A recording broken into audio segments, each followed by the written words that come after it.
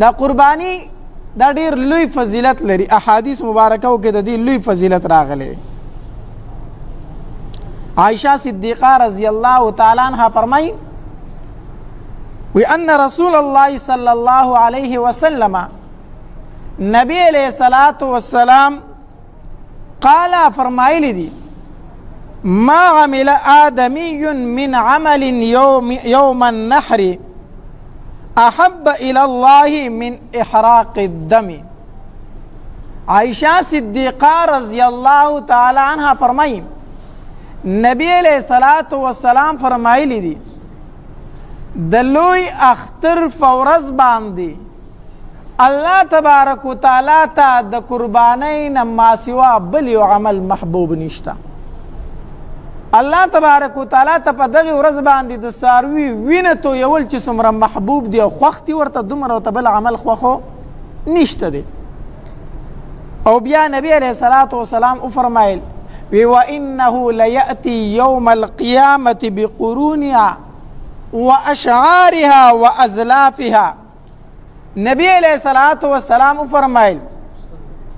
ودا ساروی چې کوم د قربانی کو لیاتی یوم القیامه دا به د قیامت فورز باندې راوستل شي بقرونها واشعارها وازلافها دا ساروی چې د قربانی کړي دا به روغ جوړ د قیامت فورز راوستل شي حتی در دې پورې چې دا غي کم خکران دي خکر دا غي کم نوکان دي دا غي کم ویخت دي عام طور پر دا موږ د قربانی نه ورتاو کنه خکری ورتاو دا سوی ورتاو ویخت خو په استعمال کې نه راولي کنه یعنی دا هغه شیزونه دي چې کم د ساروی نه پالتو وي د غوښې نه پالتو وي خلک ورتاوي د قیامت فورز به دغه فالتو سیزونه د قربانی هم د نیکو په تله کې تللی کېږي چې کوم مونږ ورتاو عام طور باندې د استعمال نه وي دا به هم د قیامت فورز د مؤمن د نیکو په تله کې تللی کېږي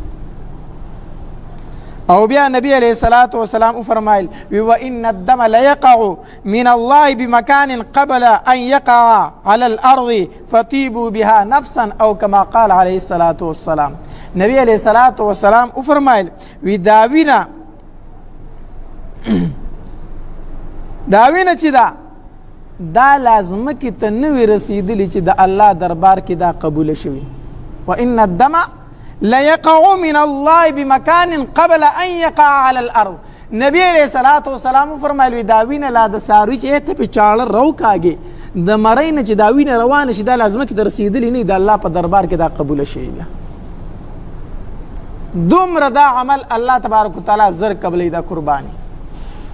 نو قربانی ډیر زیات لوی فضیلت لري یو ځلی صحابه د نبی علیہ الصلوۃ والسلام نه تفوسو کو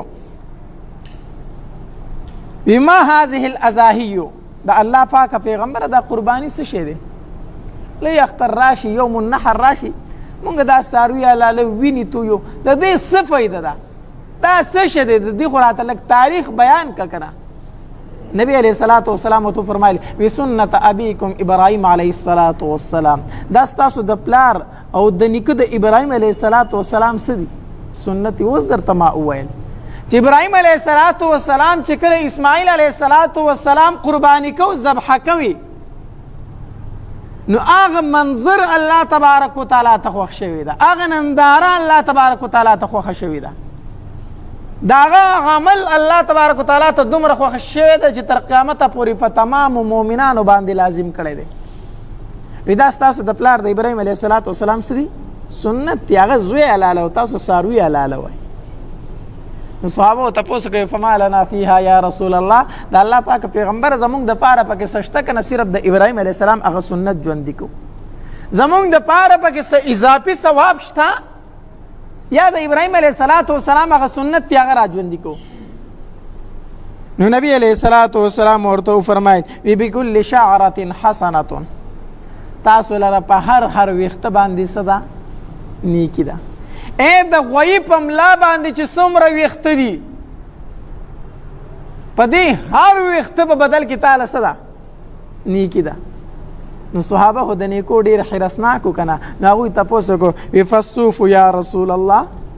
د الله پاک پیغمبره بعضې څاروي خو داسې چې په هغې باندې سي ویښته پې نه وړی پې لکه ګډ اوښ شو په دوی خو ویښته نه وړی پې ولاړی د الله پاک پیغمبره د دې څه حکم دی نبي علیه الصلاة والسلام وفرمایل وی بکل شعرة من الصوف حسنة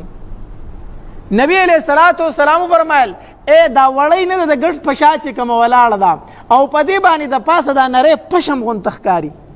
ګډ په ملا باندې دا ویښتو د پاسه هم یو پشم یې که نه دا پشم غونته چې ښکاري د دې په دې نري نري تارونو باندې هم تاسو له نیکۍ دي په دې هم نیکۍ دي تاسو لره معنی څه صحابه و تپوس وکړه د الله پاک پیغمبره موږ له په قربانۍ باندې څومره نیکۍ دي نبي علیه الصلوۃ والسلام وفرمایل بې شمېره څه شی بې شمېره څنګه بې شمېره نبي علیه السلام وایي په هر ویښته تاله یوه نیکي ده نو د غویي د ملا ویښته څوک شمارلی شي د غویي د ملا ویښته څوک نشي شمارلی د ګډ د ملا ویښته څوک نشي شمارلی یعنې بې شمېره نیکۍ دي د هغې څه حساب نشته تاله دومره په قربانۍ باندې ثوابونه دي ها دا قرباني کله دا ثواب لري دا ثواب قرباني کله لري چې کله په خالص نیت باندې وشي نیت خالص وي نیت خالص او مال دی حلال وي مال دی حلال وي نیت خالص وي نو بیا انسان ته دا نیکۍ په قربانۍ باندې میلاویږي او که مال دی حرام و یا دی نیت خالص نه بلکې ځان دی د شهرت دپاره قرباني کوله یا دی مقصد غوښې خوړلو نو ګورې بیا دا نیکۍ تا ته نه میلاویږي بیا دا نیکۍ نه میلاویږي